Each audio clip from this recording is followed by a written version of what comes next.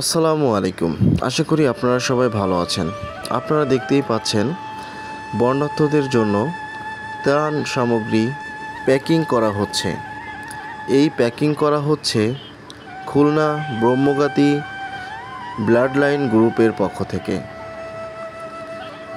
আমাদের এখানে আছে চাউল, ডাউল, সরিষার তেল, আলু, পেঁয়াজ, সাবান, ওষুধ, আরও অনেক কিছু।